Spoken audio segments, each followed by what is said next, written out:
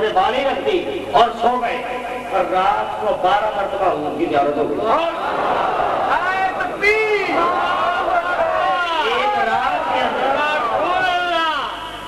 ایک رات کے اندر حضور کی 12 مرتبہ زیارت ہوئی، اور جب 12ویں مرتبہ آقا علیہ الصلوۃ والسلام خام میں تشریف لائے تو حضور فرماتے ہیں مولانا سرندی کمال کی بات یہ نہیں ہے یہ میں نے تجھے بار بار تو زیارت کرائی ہے، اس کا ایک ہی مقصد ہے کہ تو نے میرے غلام کا وہ کپڑا اپنے سرے باندھ رکھا ہوا، اس کی برکت سے میں تجھے 12ویں مرتبہ زیارت سے مشرف کرواؤں۔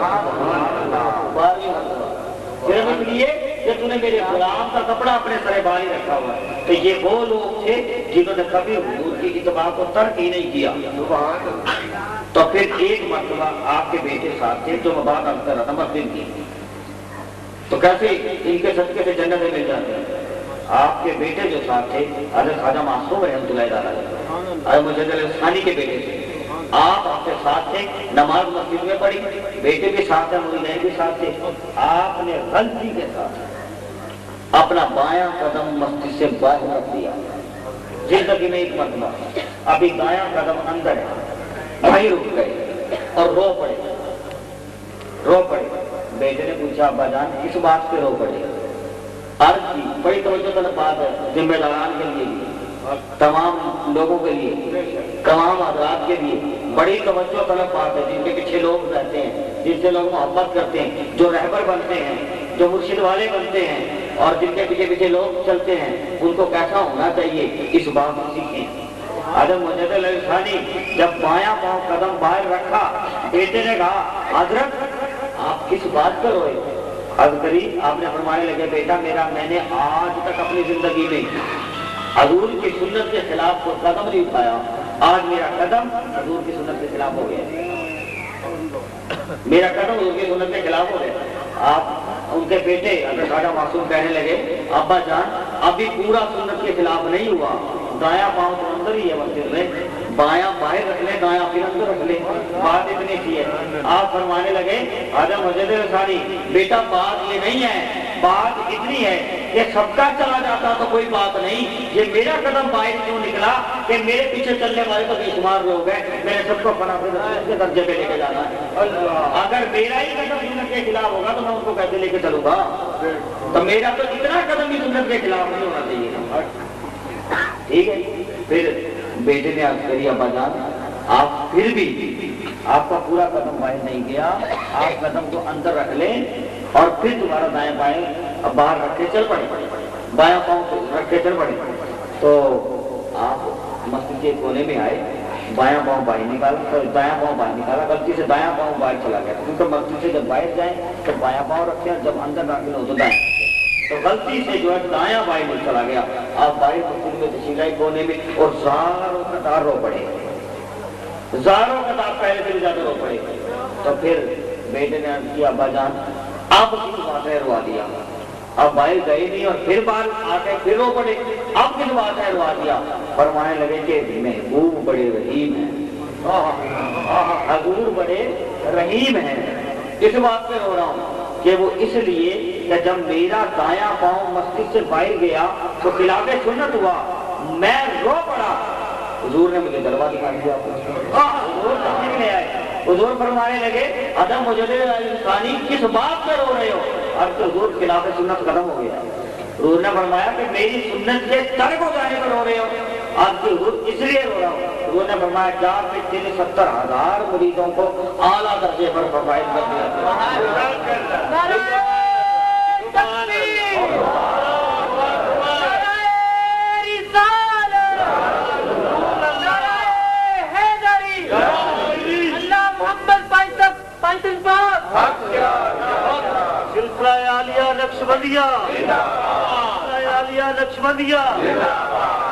کہروڑ پکا شریف قبلہ پیر سید زبردست حسین شاہ صاحب فرماتے ہیں کہ میں اس لیے رو رہا ہوں کہ حضور کتنے رحیم ہیں کہ میری اس ترک سنت کے رونے پر میرے 70,000 مریدوں کے لیے اعلیٰ شفاعت فرما کر درجے اعلیٰ اتنے رحیم ہیں۔ اچھا میں نے ابھی عرض کیا آپ کو کہ پھر ان کے تبرکات بھی بڑی برکت ہوتی ہے۔ مجھے ایک حدیث یاد آ گئی، حضرت عائشہ صدیقہ رضی اللہ عنہا آقا علیہ السلام کی بارگاہ میں تھی. حضور نے اپنا تہمت مبارک حضرت عائشہ صدیقہ رضی اللہ عنہا کو دے دیا. آپ نے سر پہ رکھ دیا. آپ برآمدے میں تھی, حضور گھر کے سین میں تھے. آپ اندر تھی اور حضور گھر کے سین میں تھے. عرض کرنے لگی یا رسول اللہ صلی اللہ علیہ وسلم میرے سر کے تاج, آپ اندر آ جائیں, بہت شدید بارش ہو رہی ہے, بہت شدید بارش ہو رہی ہے. حضور فرماتے میں دھوپ میں دور تو دور پر ہوتی تھی, سایہ پکڑا ہوتا تھا بادل. فرماتے کوئی بادل بھی آتے, کچھ بارش نہیں, کچھ بھی نہیں, صرف اللہ کی رحمت ہی ہے, ٹھیک ہے نا, کچھ بھی نہیں. تو آپ عرض کرنے کے حضور میں تو دیکھ رہی ہوں کہ بہت شدید بارش ہو رہی ہے.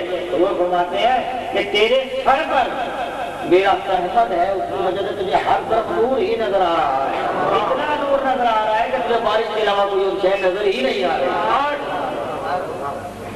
تبرک آپ کی اتنی برکت ہوتی. تو آپ نے 70,000 لوگوں کی شفاعت کا وعدہ کر لیا حضور نے حضرت مجدد علیہ السلام سے ترک سنت پر, لیکن وہ ترک ہوئی بھی نہیں تھی.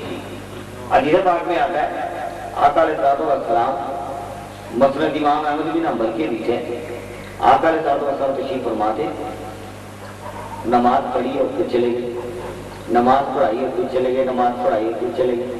صحابہ کرام رو پڑے. 3 دن تک حضور نے یہی کام رکھا کر چلے جاتے, آ جاتے, چلے جاتے, آ جاتے, مجلس نہ جاتے, جلسہ نہ ہوتا, حضور ذکر اذکار نہ ہوتے, کوئی وعدوں کی بات نہ ہوتی. پھر لوگ تڑپ گئے, سلگ گئے. عرض کری 3 یوم کے بعد صحابہ کو مجلس ملی حضور کی بارگاہ میں. حضور کی بارگاہ میں عرض کیا یا رسول اللہ 3 یوم تک ہم تو آپ کی صورت کو طلب کر رہے گئے, آپ آتے اور چلے جاتے, ہمیں مجلس نہ دیتے, وجہ کیا تھی؟ حضور نے فرمایا میرے رب نے مجھ سے ایک وعدہ کیا تھا کہ میں تیری امت میں 70,000 بندے ایسے پیدا کروں گا جنہیں بلا حساب و کتاب جنت عطا کروں گا. ایسے تیری امت میں بندے پیدا کروں گا جو 70,000 ہوں گے اور جو بغیر حساب و کتاب کے جنت میں چلے جائیں گے. میں نے عرض کیا یا باری تعالیٰ یہ تعداد کم ہے, زیادہ تر. میں نے التجا کری اللہ کی بارگاہ میں, پہلے دن التجا کری, اللہ پاک نے فرمایا 70,000 میں سے 1,000 ایسے ہوں گے جو کہ ہر ایک کو 70,000 کو لے جائیں گے اپنے ساتھ. یہ تعداد بنے گی کہ 170 اس تعداد کے مطابق کہ ایک آدمی اپنے ساتھ 70 بندے لے کے جائے گا, تو ان 70,000 میں سے 1,000 چن لیا جائے گا. میں نے عرض کیا باری تعالیٰ تیسرے دن کہ مولا یہ بھی کم ہے, اس سے بھی زیادہ ہوگا. اللہ پاک نے فرمایا کہ ہر ایک 70,000 میں ایسا ہوگا جو اپنے ساتھ 70,000 لے جائے گا, اس نے بڑھا دی ہے.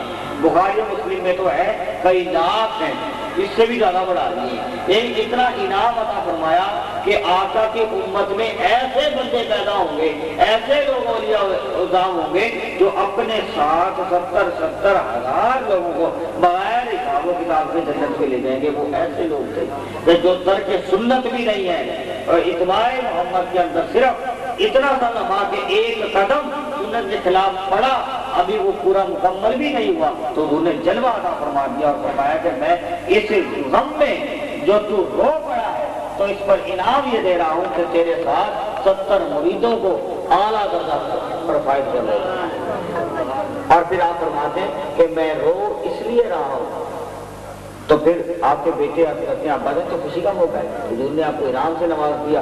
فرماتے ہیں کہ میں رو اس لیے رہا ہوں کہ حضور کتنے رحیم ہیں, حضور کتنے رحمت فرمانے والے ہیں, حضور کتنے کریم ہیں, ان کی کریمی پہ ان کی رحیمی پہ رو رہا ہوں کہ وہ تو اتنا رحم فرماتے, اتنا کریم ہے کہ اگر کوئی بلی کو پانی پلا دے, کوئی فاسقہ عورت بلی کو پانی پلا دے, تو آقا علیہ السلام فرماتے ہیں کہ اس کے پانی پلانے کی برکت سے اللہ پاک نے فاسقہ عورت کو جنت عطا فرمایا.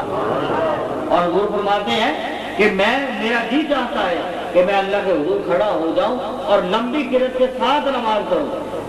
اتنے رحیم ہے کہ میں قرت کروں لمبی اور لمبی نماز پڑھوں, مگر میرا جی چاہتا ہے, مگر ادھر مجھے بچے کی کسی کے رونے کی آواز آ جاتی ہے کہ اس کی رونے کی وجہ سے اس کی ماں بہن طرف نہ رہی ہو, تو اس کے رونے کی وجہ سے میں نماز کو مختصر کر دیتا ہوں. مجلس کے اندر بیٹھتے ہیں, حضور فرماتے ہیں دوران مجلس, بخاری شریف کے اندر کی زبان ہے کہ دوران مجلس ایک چڑیا سر انور پر چکر لگاتی ہے, چڑیا, اور رو پڑتی ہے. حضور فرماتے ہیں چڑیا بتا تجھے کس نے روایا؟ وہ عرض کرتے ہیں حضور آپ کے کسی صحابی نے میرے 2 بچے کچھ اٹھا لیے ہیں، ان کے غم میں رو رہی ہیں۔ حضور بات بند کر کے فرماتے ہیں کہ کون ہے جس نے چڑیا کے 2 بچوں کو اٹھا لیا؟ جلدی کر، ہمیں اس کا رونا بھی پسند نہیں ہے، ہمیں چڑیا کا رونا بھی پسند نہیں ہے۔ اسی وقت صحابی اٹھ کر معافی مانگتے ہیں اور حضور فرماتے ہیں کہ اس کے بچے واپس کرو، اسی وقت اس کے بچے واپس کرتے ہیں۔ اتنے رحیم ہے، اتنے کریم ہے کہ چڑیا کا رونا بھی برداشت نہیں ہو سکتا۔ تو ہم ان کے امتی ہیں، اللہ کی خوشنودی حاصل کر رہی ہیں، تو بہترین طریقہ اللہ کی خوشنودی حاصل کرنے کے لیے وہ آقا صلی اللہ علیہ وسلم کی اطاعت ہے، آقا صلی اللہ علیہ وسلم کی نقش قدم پہ چلنا ہے۔ ان کے اگر کوئی یہ کام کر لیں گے اللہ کی خوشنودی حاصل ہوگی، اللہ کی رضا شامل ہوگی۔ اگر جو بندے سے اللہ راضی ہو گیا تو اس کے دونوں جہان سمجھ جائیں۔ ویسے محبت ہر چیز پر غالب ہوتی ہے، محبت سے بڑی کوئی چیز نہیں ہوتی۔ میں نے پہلے بھی آپ کو اس بات سے میں نے سنائی ہے کہ وہ آندھی ہوتی ہے۔ حضرت موسیٰ علیہ السلام کی نے نمازیں پڑھی، روزے رکھے، بڑے کام کیا، اللہ پاک نے فرمایا تو موسیٰ یہ بتا کہ تو نے میرے لیے کیا کیا، میری محبت کے لیے کیا کیا؟ اب بھائی تعالیٰ میں نے اتنی عبادت کی، اتنی نیکیاں کی، یہ سب میں نے تیرے لیے کی۔ اللہ پاک نے فرمایا سب تیرے آپ نے اپنے لیے کی، میرے لیے کوئی عمل نہیں کیا۔ بتا کہ میری محبت کی وجہ سے میرے لیے تو نے ایسا کون سا عمل کیا ہے؟ میری روزے رکھے ہیں، نمازیں پڑھی ہیں، سجدے کیے، سب کچھ تیرے لیے کیے۔ اللہ پاک نے فرمایا سب اپنے لیے کیے، میرے لیے کیا کیا ہے؟ اللہ پاک نے فرمایا کہ میری محبت کی وجہ سے کیا تو نے کسی شخص کے ساتھ محبت کی؟ میری دشمنی کی وجہ سے کیا کسی کے ساتھ دشمنی کی؟ تو پتا چلا کہ اللہ کی محبت کے لیے کسی سے محبت کرنا وہ اللہ کی محبت، اور کسی بندے اللہ کی محبت کی وجہ سے کسی بندے کے ساتھ دشمنی رکھنا وہ اللہ کی دشمنی ہے۔ تو اس لیے اس بندے کی نسبت رکھے، اس سے محبت رکھے، اس سے وہ راضی ہوتا ہے۔ تو الحمدللہ ہمیں ان نیک لوگ اولیاء اعظام سے محبت رکھنی چاہیے کہ جن کی بارگاہ میں بیٹھنے سے، ان کی زیارت سے اللہ پاک کی یاد آ جاتی ہے، حضور کی یاد آ جاتی ہے، مدینے والے کی یاد آ جاتی ہے۔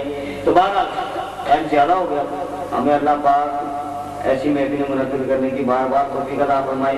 حافظ صاحب نے ان کا ہلکا ہوا، میرا خیال ہے مجھے دوسری مرتبہ اس مسئلے میں پہلے بھی ایک مرتبہ حاضری ہوئی تھی۔ اللہ توفیق عطا فرمائے آپ لوگوں کو بھی، جتنے دور دراز سے دوست احباب آئے، ہمیں چند کی گفتگو باتیں سنی تو ان کے بارگاہ کے اندر مائی میں بھی غالباً دیکھ رہی ہیں، سن رہی ہیں، تو اللہ پاک ان کو بھی ہدایت دے جاتا ہے، محبت کی بات ہوتی ہے۔ ایسے ایسے لمحہ چنانچہ برداشت تو فرما دیں کہ کبھی بھی اس کا ایمان ضائع نہیں ہوتا جو بندہ اس کے مدارس کرنے جان جاتا ہے۔ ایمان تو وہ اصل ہے کہ حضور تو ایمان کی جان ہے، آپ ایمان جان ہیں، حضور ایمان جان ہیں، اور ہم حضور